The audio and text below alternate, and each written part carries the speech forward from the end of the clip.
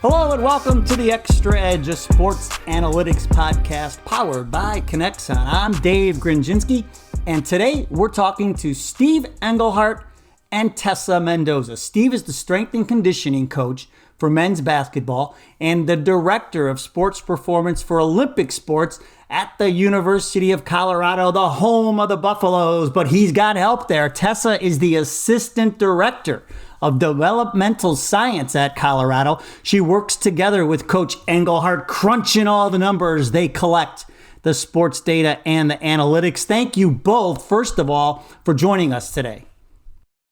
Thank you for having us. So, Coach, you're in your sixth season now as the strength and conditioning coach for men's basketball. Your 11th year overall, and once again, you got the Buffaloes in the thick of the Pac-12 race. And the thing that I noticed, though, is that you've won every game at home except for one, and that's kind of been the theme with your team since you've been there over the years. You guys are super tough to beat at home. And not only that, head coach Tad Boyle, now the winningest head coach in Colorado basketball history. So maybe the data had something to do with it. I don't know, but we're going to find out. Now, Coach, my first question for you is, what led you down this road to using sports data and analytics on a daily basis?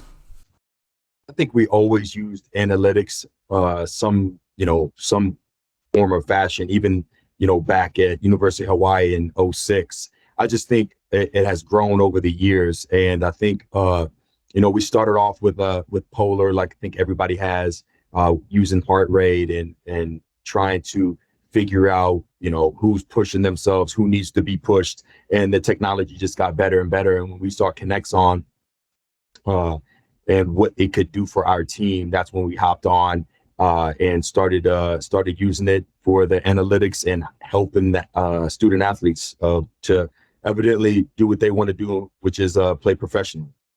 And so, Tessa, did you find data, or did sports data find you? Sports data found me, for sure.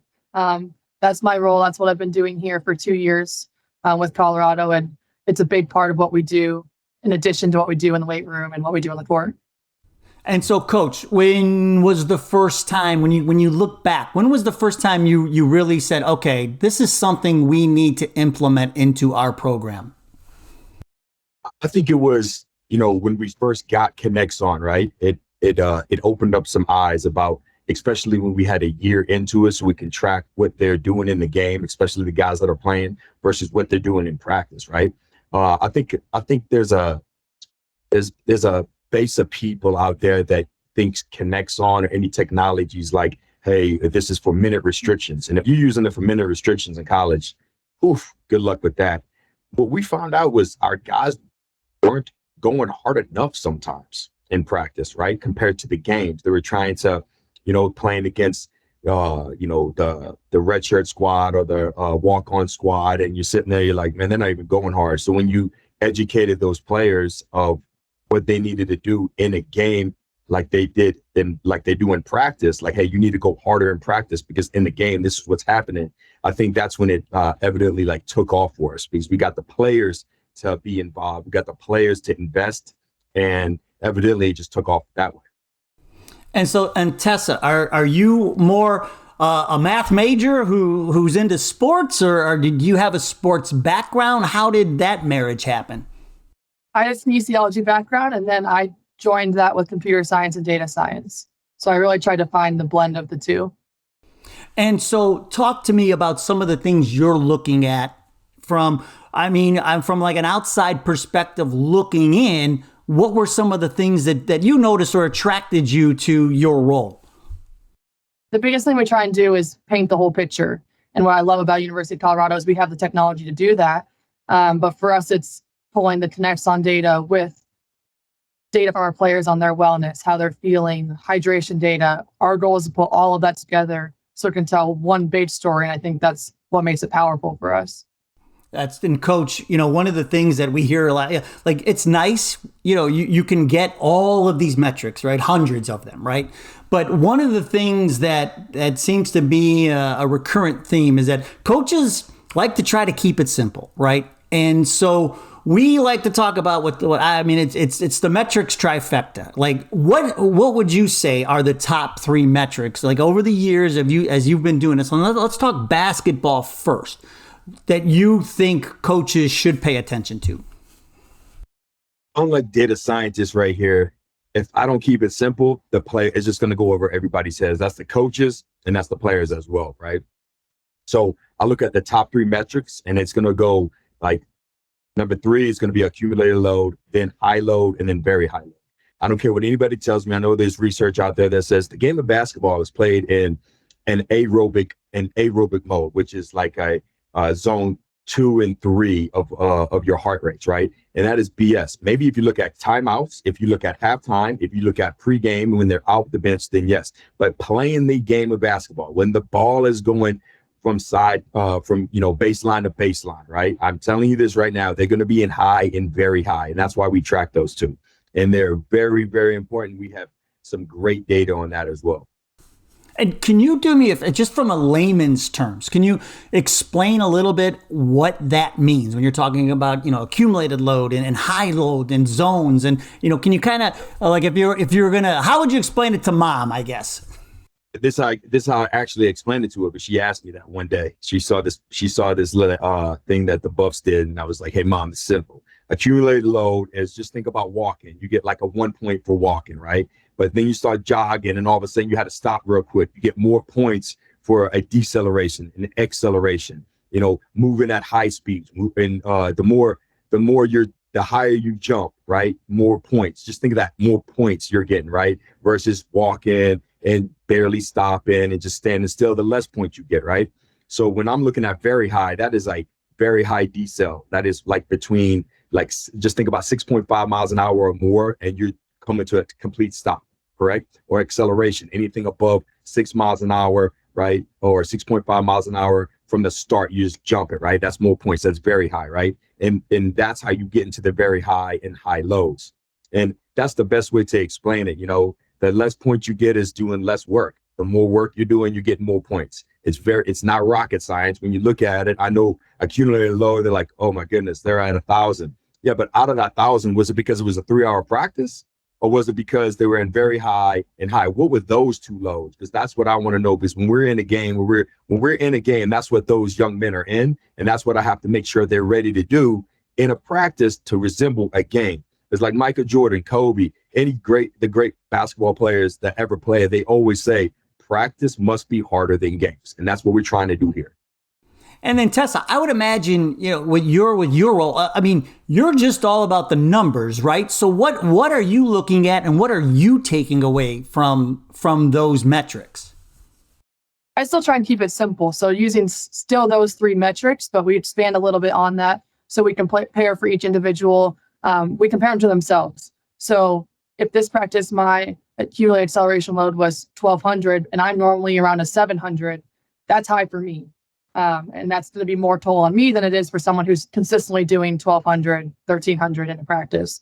So we do a lot of individual comparison, and having data over the last several years has allowed us to track several years worth of finding averages and taking, standard deviations of those numbers. And then we also compare, are we 2 days out from a game? Are we 3 days out from a game? Are we the day before a game? And how does that impacting everything? So those are ways we take it a step further. I think that gives us more information. Again, still using just those 3 metrics. And that's one of the. Go ahead, Coach. And I would tell you, it's what she just said is very important because I stole her from Iowa State. Okay, I can't believe they let her go, but thank God they did. So when we first hired her, I was like, I look at the KINEXON data and I'm like, I'm comparing our guards to our guards, right? But then you have some special guards on our team that are super quick, super fast. And that's who they are, right? And then you have some guards that we need to play. They just need to work harder because they don't have those genetic talents of these other guards that we have, right? So I'm like, Tessa, can you help me? I need to know what it on 3 days out, 2 days out, 1 day out. Compare this guard to himself for the past year so I can see where he is and how much recovery he needs or different modalities he needs in the weight room versus a very genetically gifted guy that is that's who he is, right? He's going to get those numbers regardless. And I get to compare that genetic guard to himself instead of saying, oh, that the other guard just not there again, can't beat him. It's like, he's never going to beat him. Can he beat himself eventually? That's what we're trying to do. We're comparing himself to himself. So it's like in the weight room, might not be as strong as, Ronnie Coleman or Arnold Schwarzenegger, but we're comparing yourself to yourself. So can you get stronger each month, or we're getting stronger, more powerful? And that's how we're collecting the data. And, and there's some great videos on your Instagram that when we start talking about action, I want to mention some of those, because you get to see that what you're talking about. You get to see it in action. So you practice what you preach. One of the things I did want to ask you about the data is, the NBA big on data, right? We've heard, back and forth on load management, this, that, and the other thing. But I mean, you're playing big boy basketball. You're in the Pac-12. I gotta believe you got some guys who can make it to the next level. Are they asking you about that as well? 100%. I mean, the guy, like I said in the beginning, we educated them first about what we're looking for, right? Because if we're just collecting and we're not telling them what to do, they're just gonna be like, man, why am I doing this? This is not benefiting me or the team, right? So if we go to them and we're like, hey, today you were at a 900, but out of that 900, we tag the defensive or shell drill, right? We tag shell drill. And I'm like, and shell drill, no wonder why in shell drill in a game, or we're in a game and you can't get from the 3-point line to 1 foot inside the paint because you're freaking half-assing it during practice. So now we can Bluetooth it to a iPad, and I could be down there while going live and say, listen, you need to go harder. Let's go harder. I need you to go harder, right? And that's why I said most of the time it's not about our guys for minute restrictions, though we did have some examples of that this year and last year, but it's more of, do you want to play at a very high level? Because if you do, it is hard. It's not easy playing at a very high level.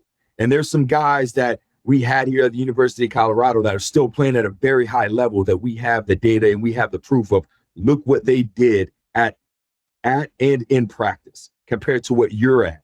And it's like, I know he's special, but you can't tell me on this particular drill, you can't get there fast enough. So that's why we compare them to themselves to say, hey, you're not getting better. What do you have to do? You need to come in and do extra. This is what we're talking about comparing apples to apples and oranges to oranges. And Tessa, as a scientist, I mean, are you intrigued by like what an NBA player is doing? And then would you like to compare that? I mean, I know you like comparing, your players to each other, but does that give you something to work from too when you see what the NBA guys are putting out, and then you look at your guys and say, look, you're not that far off?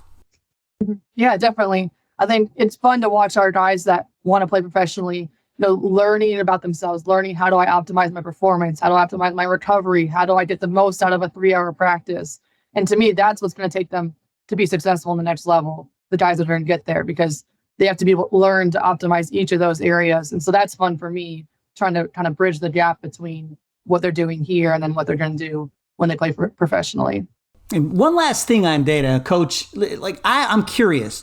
Does the data that you collect in basketball, does that spill over into what you're doing in regards to Olympic sports? Is some of that data the same, or is it completely different, or can you even compare? It's hard to compare, right? Like we have women's basketball using KINEXON. We have women's volleyball using KINEXON. We have women's lacrosse using Polar Pro, right? And you can compare the accumulated load, but and we can compare women's basketball, women's volleyball, and we can compare women's basketball and men's basketball on the overall accumulated load, right? And to let them know, like, where are we at? Like, are you in very high? Where are you at, Steve? So me and Adam Ringler, we talk about this a lot, and Tessa's in there with us, and yes, we can compare easily, and that's why we evidently got KINEXON for our court sports, so we can compare and being able to discuss and make educational, ideas or not ideas. It's guesses. It's educational guesses, right? I mean, that's what it is. There's nothing. I'm trying to look for the word, but it is guesses, because like we're trying to take everything we have and making the best decision we can, which is evidently a guess, but it's a great guess when you have 3 people saying the same thing. I mean, everything is it's an educational guess. We saw it in the Super Bowl, right? We'll take the ball first, right? Like in overtime. Whether or not he knew the rules or not, in his head, he's thinking he wanted the ball first because even if his thought was we don't score, they don't score, we score next, we win. And so he was thinking 2 steps down the road. Again, educated guess. He was just going and that's all we're doing here, which now leads us into insights, right? Because that's what we're using all of this data for, right? We're using it to create insights. And so Tessa, let's start with you on insights. Like, what are some of the things this information that you've collected, like some of those aha moments that you've had when it comes to insights that the data provides? Yeah, I think we've had a couple of good examples even just this year of, again, what I said before, of trying to pull all the data to tell one big story. So especially when our guys get here in the summer, especially our freshmen, right? They're coming in and they get off and get running. And so we're really monitoring then of what are they used to? We don't know what they've been playing, what they've been doing in high school or what they've been doing in the spring leading into them coming in the summer. And so for us, we have good opportunities to, number one, educate. Here's why we're doing this. Here's what we're watching. And here's what you should expect as you get rolling in June. But a lot of that for us has been beneficial because we're able to pull the big piece together and say, here's what you need to do in the weight room. We have data to suggest this is what you need to work on. Here's your strengths and weaknesses. Here's what you need to do on the court. And then here's what you need to do to take care of yourself, because if you're not ready to go tomorrow, we can't get better tomorrow if you're not ready to go. And so that bit is a huge piece for us. And it's really exciting when it clicks and when they start to get all of these pieces go together. The weight room goes with the on the court, which goes with how you sleep. And that's for me how I like to bring this, again, full picture, because that's where it's really insightful. See, that's the thing. Now we're starting to take the guesswork out of it. And Coach, I saw one of the videos that I watched of you. You said that you like to know how hard is too hard, right? And is that one of the major insights that you get from the data? Because you want to play fast, but you got to know when too hard is actually too hard. Again, I say this all the time. I'm lucky to work with one of the best, if not the best, college basketball coach in the country. Let's see, he coached U19 USA this year. I think his experience and his head coaching ability to make decisions on the fly and not go too hard during a 1 day out or 2 days out. And the way we wanted to undulate it the first year, I'm just sitting there like, let's see if he does it right. I don't even know. Right. And at the end of the year, it was perfect. It was like high, medium, low. We're ready to go play the game on Thursday. Right. And I think that's where I'm lucky at, where I didn't have to go talk to him. And what do you want me to do? Hey, Coach Boy, another good job today. I mean, eventually he'd be like, get out of my office, Steve. So I think, working with him is special. Right now, we had some guys this year and last year, they stayed extra to shoot. Next thing you know, their numbers jumped up higher. And it's like, okay, in the first year, we're like, I don't know what this is. I don't know what this is going to do, but this is why we collect the data. And this is evidently why I brought Tessa in, because I'm like, okay, now what? Well, Steve, he's 30% over his normal 2 days out of a game. Okay. All right. So we started making recovery modalities and protocols of what they can do to get optimized for that next day of practice. Right. And it was, okay, this guy, he likes massages. This guy, cold tub, hot tub. This guy's going to go do cryo. This guy's going to do this. And it helped us out because now we have at least 4 or 5 different recovery protocols for each of our top 7 guys.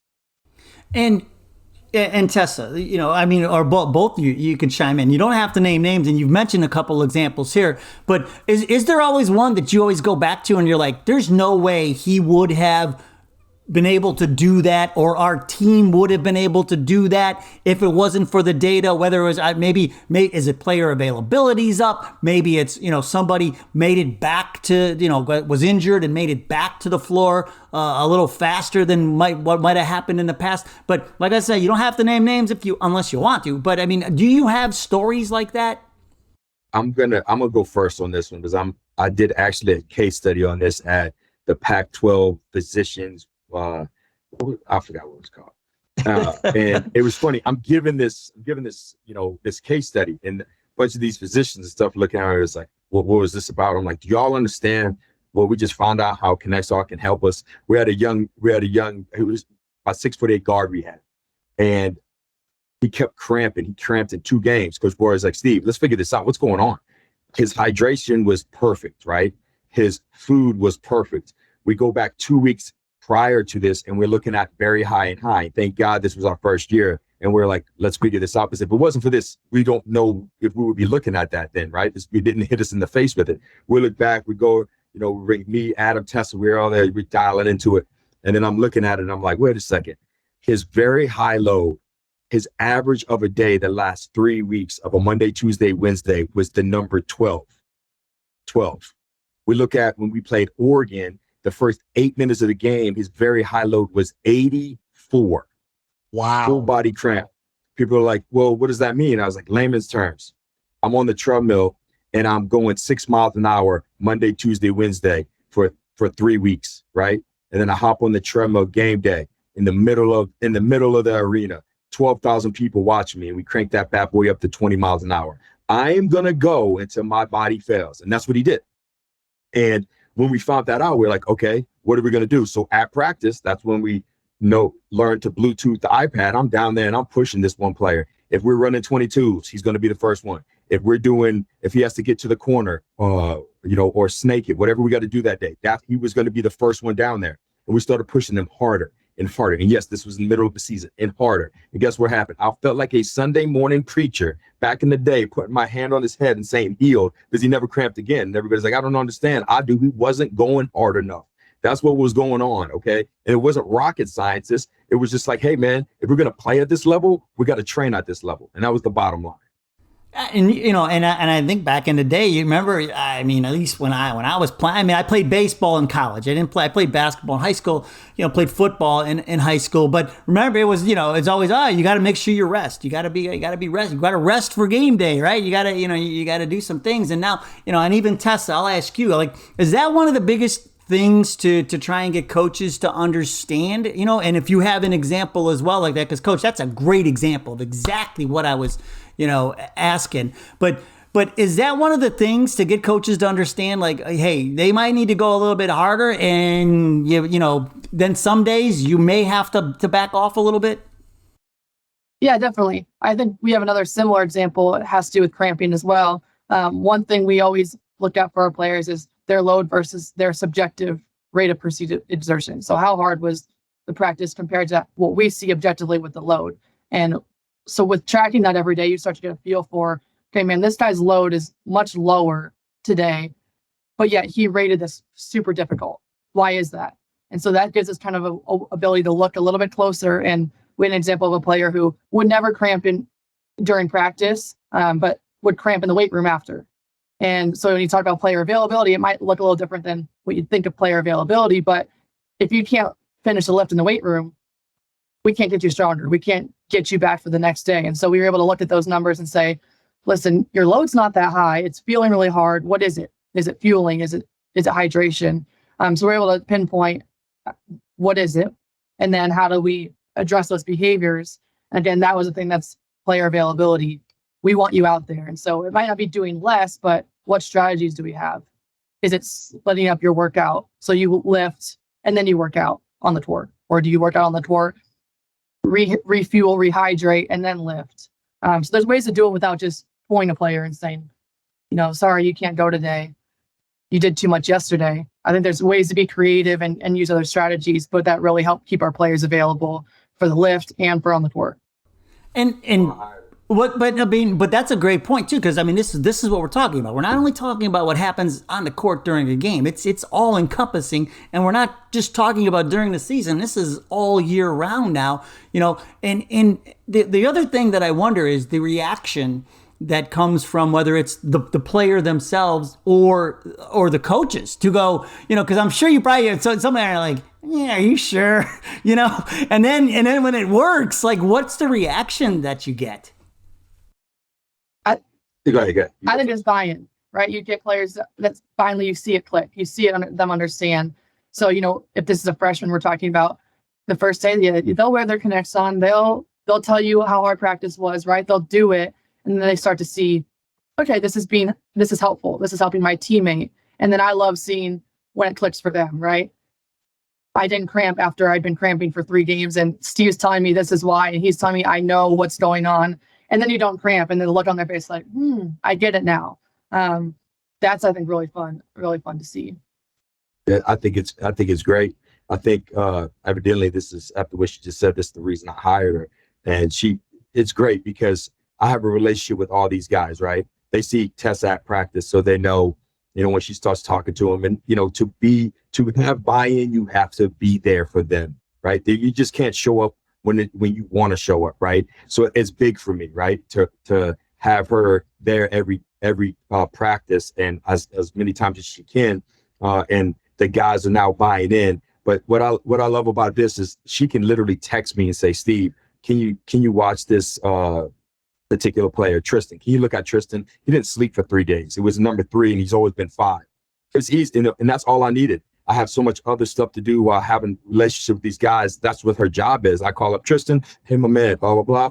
Look, I got a test I've been studying for. All right, you know what? Sleep in. Let's work out at 5 p.m. instead of coming here an hour before practice at 7:30. So instead of coming at 6, let's come at 5:30 p.m. so you can sleep in. And that's how we can make like great decisions working together. And it's not like, oh, look what I did. It's like, look what we did, because it takes a village to raise a family, right? And we're a big family.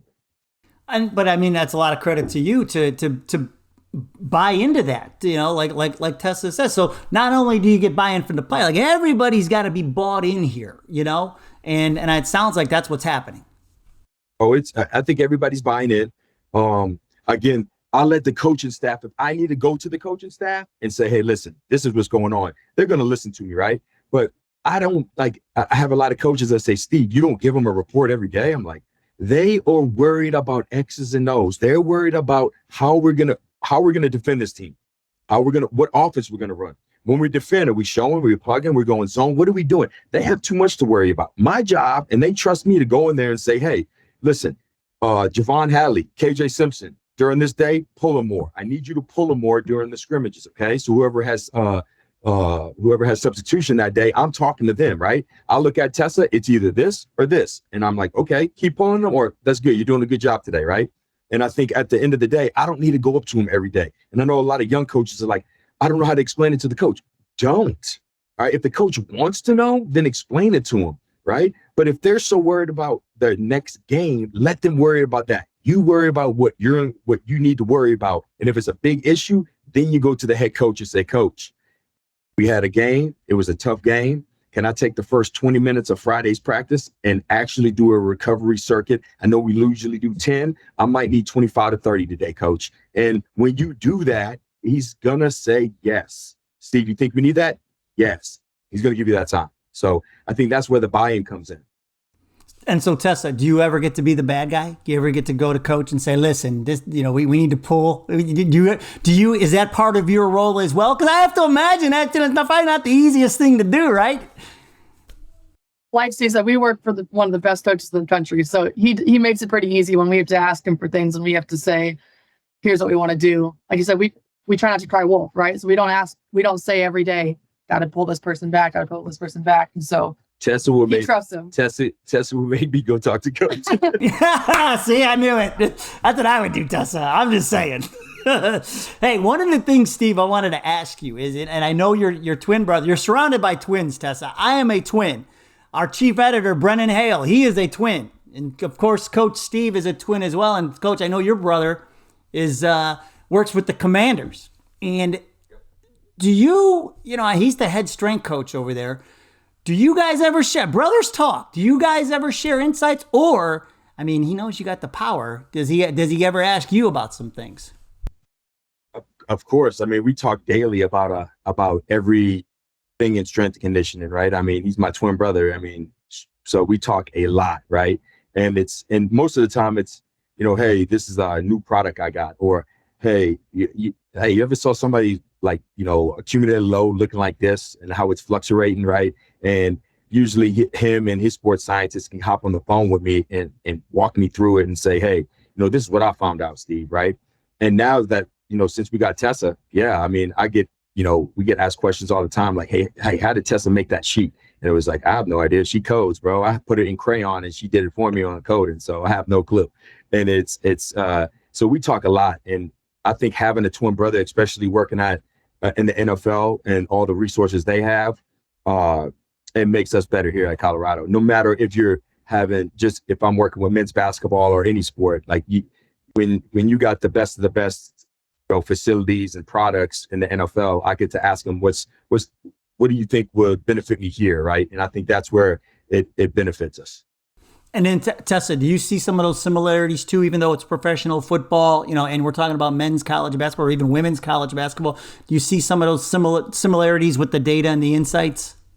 Definitely. That's where I came from before I came here, was working in football. So there's a lot to me of crossover. Yes, there's differences, but there's a lot of insights you can bring from professional football, from college football to basketball.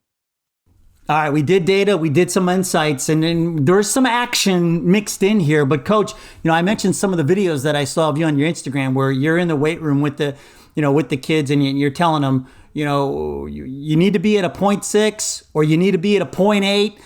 If you don't get the 0.6, I don't know what you're doing. You know what I mean? I love how you're in there and you're just laying it out. And I love how and tie your shoes before you bench press. It's like you're in there, but it's like you're more than a coach, right? You're in there. You got that dad role too, right? You got the, you're really trying to line them up to win. And so what are some of those actions that you're taking? Like we heard some of it, whether it's the weight room or in a practice or even during a game, because you're on the bench during games. What are some of those actions you have taken over the years? I just think, having that big brother role, right? And being able to, one, educate them, but most importantly, I want everybody to understand this, telling these young men the truth. If you don't tell these young men the truth, they're going to sniff you out. They're going to sniff you out. And it's hard to tell people the truth sometimes. Not everybody can do it. I'm telling you that right now. Not everybody can sit down a young man and say, you're not going hard enough. You're never going to make it if you go this way. You're never going to fulfill your dreams. And how you want to get your degree when you can't even keep that up, and you want to do extra in basketball, then you have more tutors, more this. You have to, it's discipline and it's habits. That's one thing I teach in the beginning. And I know what you just said about 0.6, 0.8 in here. We use velocity-based training through a company called Output. And I know a lot of people think, oh, he just wrote on a grease board. The workout's on their app, but it's easier to write on a grease board saying, hey, listen, if you're below 0.6, you went out last night. There's something you did that you're not ready. You studied all night. Your girlfriend broke up with you. Your heart is broken. I don't know what's going on, but something's not right, because the percentage I have it at, you should be smoking this, right? And if you get above 0.8, congratulations, you're doing something special. You've been sleeping. You've been eating right. You've been doing what you need to do to recover, right? So I think those modalities that we have evidently is going to help these young men. And if you educate them, then they're going to get better. They're going to get bigger, stronger, and faster. And that's why we use these analytics through KINEXON, through Output Sports, through Polar Probe for heart rate. I mean, to be honest, the one we use the most is KINEXON and Output though. I think every single day we use KINEXON, and when Tessa tags the whole team and sends them the text messages of how hard they went, we usually have some jibber jabber. I went harder than you. I told you I was going harder than you did, blah, blah, blah. And then some people like, the sensor's broken. I was like, no, your heart's broken right now, son. You just lost. I don't want to hear it. And it makes a competitive nature, right? And that's when we know, like, okay, good. And I know Tessa sends me a different one than she sends the players, so I can actually call the certain players up and say, you need this recovery modality. Hey, tomorrow, can you meet me here a little early? We need to go a little harder, right? Hey, when we get to the hotel, you had a tough practice. Let's do some stretches down in the team meeting room. So we use this. It ain't like we just collecting data to collect it, which, some people do. And I'm like, if you're not going to educate them, if you're not going to use it, the players will sniff you out. They will sniff you out. These are smart kids. They're going to say, well, I ain't doing this just to do it. Well, how's this benefiting me? How's this benefiting the team? How's it benefiting the coaches to coach better? Because if I'm not at my best, the players aren't at their best, right? For all of us to be at our best, everyone has to be at their best. And that's when you see how, great the basketball organization can work. Well, fortunately, the KINEXON technology is able to talk to just about any other third-party technology that you want to apply. So thank God for that. But then it's good. But that, but those are that's some action, And Tessa, from your perspective, whether it's certain exercises you're doing in the weight room or certain drills you're doing, during practice or before a game, what are some of the actions that you have seen, come into play strictly because of the data and the insights that you've collected? mean, he mentioned we send the numbers out to the guys every day. So every day we get to see, they get to see what's this number, what am I doing? And then, we bring that to the weight room, but also we do our force plate testing. We use Vault as well, another technology we work with. And so they get to see, here's my load every day. And then now I'm at force plate jump, and that's a competitive place for us as well to see, here's where you want your range to be. Are you above or below that? And that's where they start to paint the picture of hard day of practice, second hard day of practice, third hard day of practice for me as an individual. And I see that when I see my numbers every day. And then I go jump, and my jump is up. I slept really well this week. I really took care of myself. Or my jump is down. All right, you got 2 days to, recover, to eat, to do all the things you can control to be ready to go. So it's small action items, and it sounds so simple, but yet there's a lot of demand on our players. There's a lot, the schedule, they're playing a lot of games. And so sometimes these simple things like sleeping, eating, all of those make a huge difference. When she says paint the picture, I want everybody to understand. You ever been in a barber chair, right? And you get in the fade. When he starts it, you're looking at, you go to a new barber, you're like, I don't think this dude knows what he's doing, right? And at the end of it, it's like, okay, he put everything together. And when she says paint the picture, it's like, okay, we have our KINEXON. If he's down 30% on his, or up 30% on his 3 days out of the game, right? He comes in and jumps, and he sees that he's lower, right?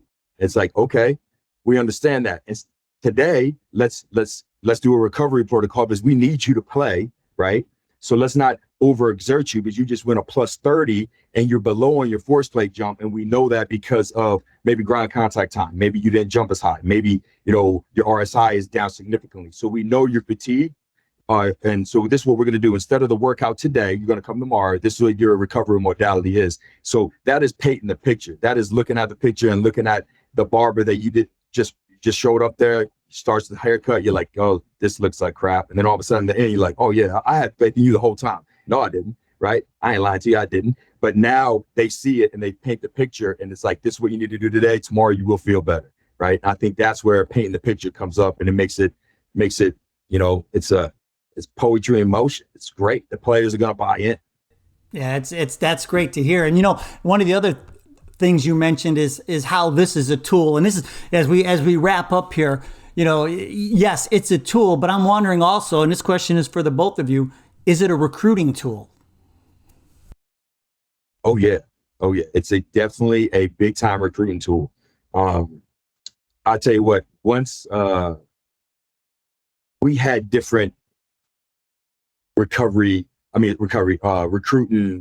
presentations that I put together. All I did was know Excel, right?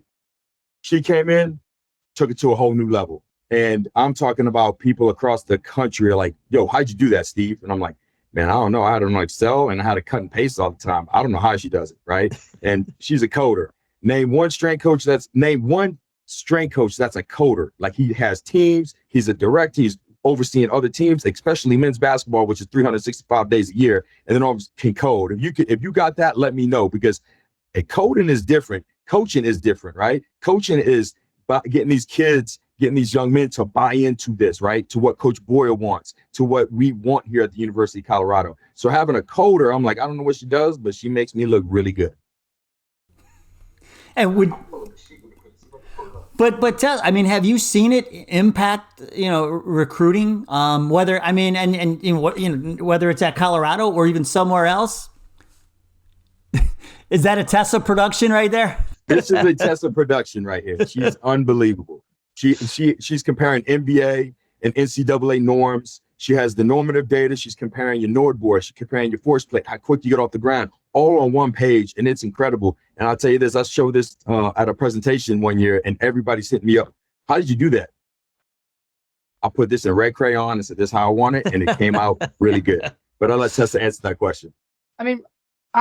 Hopefully it's had an impact, but I think the biggest thing is when the recruits come in, we say, here's what we're doing, here's what we're going to monitor, here's how closely we're watching this, and we show them the analytics. And I think as a player, they see, all right, they're taking care of me. And as a parent, the parents see, these coaches are going to take care of my kid. And they get to see it because year over year, Steve's done this with the way he's developed players in the past. So it's proven true in that. And then again, we have the numbers to back it. And I think that's been huge for our recruiting. I would jump on board too, because we got the coaches to buy in on this, on the recruiting as well, right? So when the parent and the player sees the coaches that are invested in this as well, and they're the coaches like, we're going to develop you as a basketball player. We're going to develop you to be an NBA player in the weight room as well, right? So we're going to develop you on the court to get to what you want to do playing pro. We're going to do that in the weight room as well. And when it combines, like I said, it takes a village to raise a family. When we combine and we're talking the same language, I think that's when it becomes a very special place. And then at the University of Colorado, you know what you're getting here when you're sending your son here to play for Coach Boyle.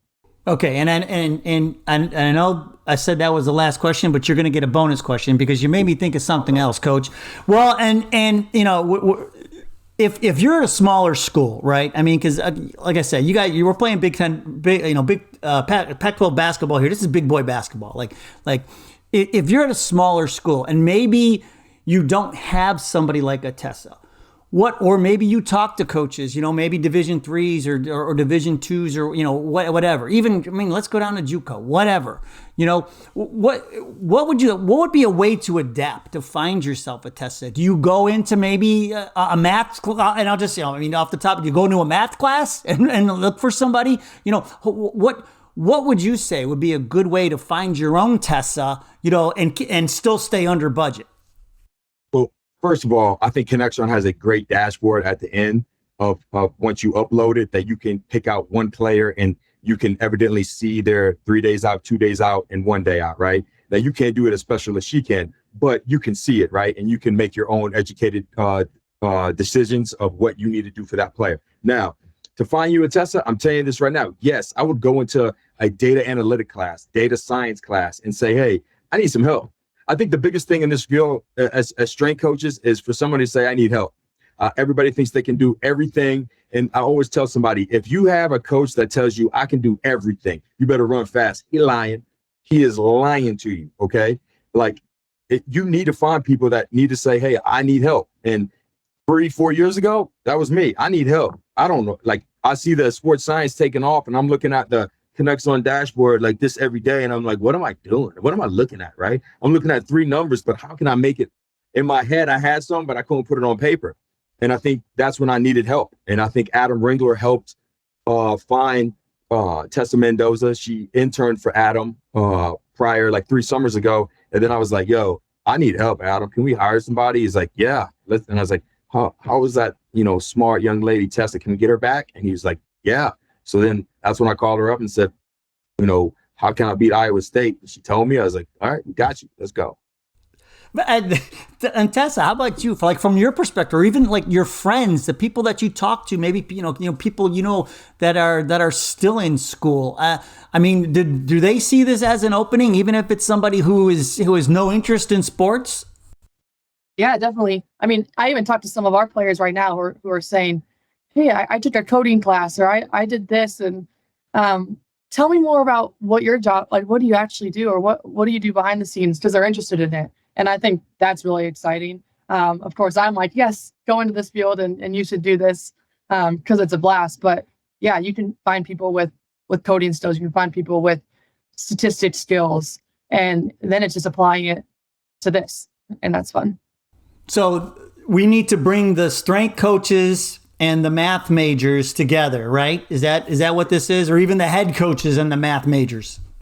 I think the head coach is already doing that with their analytics in their room. I can promise you that. Like, hey, what is this guy shooting from the corner? What is he shooting from the wing? So they're already doing that. They've been doing that. And I think now it's like we're just taking it to the next level. So like I said, we can all be, you know, talking the same language of developmental players to make it to where they want to play. If that's 4 years, 3 years, or even 1 year. Tessa's like the person in like Die Hard. She's the person who knows how to like crack the code on the safe, right? Which makes you Hans. I hate to break it to you, Steve, but you're Hans in this scenario. We could find it, right? But we're like, hey, we need somebody to crack this code. That's you. Have you seen Die Hard, Tessa? It's only the greatest action movie ever made. I mean, come on. Tessa's only 26. She hasn't seen a lot of movies we've seen, Dave. Okay, well, or even like Mission Impossible. The guy who Tom Cruise is always calling back to, who knows everything and can tell him everything. That's you, Tessa. Everybody needs a Tessa, right? You're the one in the band cracking the codes to get us in the building, okay? That's right. You got this has been great, guys. Both Tessa, Steve, if somebody wanted to reach out to you, and ask you a question or something, is there an easy way to get a hold of you? I think my email would be the easiest way. What is it? It's Stephen, STEPHEN .Englehart, ENGLEHART @colorado.edu. And Tessa? Same thing. Email Tessa.Mendoza. That's TESSA.MENDOZA @colorado.edu. Thank you so much for sharing your data, insights, and action with us today. Appreciate it. Thanks for having us, Dave. Hey, if you know a great coach who's out there doing great things and maybe has a Tessa, winning games and using data to get it done, we want to hear from them. We ask that, we'll ask them to be a future guest even on the podcast. You can find us on Twitter and Instagram @KINEXON Sports, or look for us on LinkedIn @KINEXON Sports and Media. Remember, we want you to innovate the game by collecting the data, getting those insights, and turning those insights into action. We'll see you next time.